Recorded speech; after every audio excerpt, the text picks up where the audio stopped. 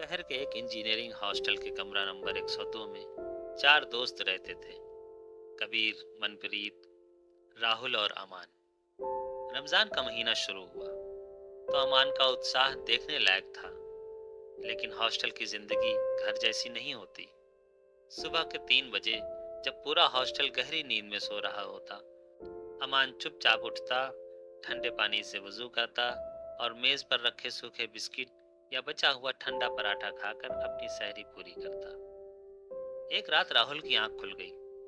उसने देखा कि अमान अंधेरे में अकेला बैठा सूखी रोटी चबा रहा है और उसकी आंखों में घर की यादों की नमी है। राहुल ने कुछ नहीं कहा, लेकिन उसे एहसास हुआ कि इबादत के इस सफर में उसका दोस्त कितना अकेला महसूस कर रहा है। अगले दिन कॉलेज की कैंटीन में राहुल ने कबीर और मनप्रीत को रोका। यार, अमान रोज सुबह अकेला सहरी करता है। हम उसके दोस्त हैं, क्या हम उसे घर जैसा महसूस नहीं करा सकते? कबीर और मनप्रीत की आंखों में चमक आ गई। मनप्रीत ने जोश में कहा, ओए चक दे फट्टे, कल से सहरी अकेले नहीं होगी। तीनों ने मिलकर एक गुप्त योजना बनाई। उन्होंने अपनी पॉकेट मनी जोड़ी और पास की एक छोटी सी दुकान वाले से बात की कि वह रोज रात को उन्हें ताजा दूध और फल उपलब्ध करा दे। उन्होंने तय किया कि जब तक रमजान चलेगा वो भी अमान के साथ जागेंगे। अगली सुबह 3:15 पर अमान ने जैसे ही अपना अलार्म बंद किया, उसने देखा कि कमरे की लाइट पहले से जल रही थी।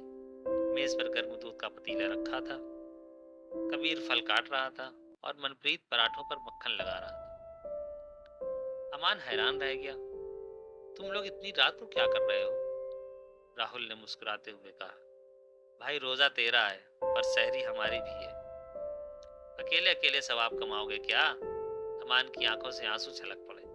उस छोटी सी मेज पर हिंदू, मुस्लिम, सिख और ईसाई ने मिलकर सहरी की।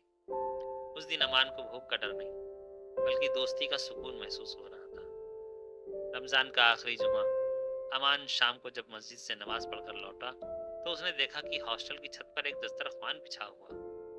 वहां सिर्फ उसके 3 दोस्त ही नहीं, बल्कि हॉस्टल के और भी लड़के मौजूद थे। कबीर ने शरबत बनाया था, मनप्रीत ने अनानास और राहुल ने सबके लिए फल सजाए। जैसे ही अजान हुई, अमान ने खजूर उठाकर पहले अपने दोस्तों की तरफ बढ़ाया। उसने महसूस किया कि असली इबादत सिर्फ भूखा रहना नहीं, बल्कि एक दूसरे के विश्वास का सम्मान करना है। उस शाम छत पर कोई भेदभाव नहीं था, सिर्फ खिलखिलाहटें थी। वह साझे की इफ्तारी सिर्फ पेट भरने का जरिया नहीं थी, बल्कि यह संदेश थी कि मोहब्बत का स्वाद हर मजहब से बड़ा हो।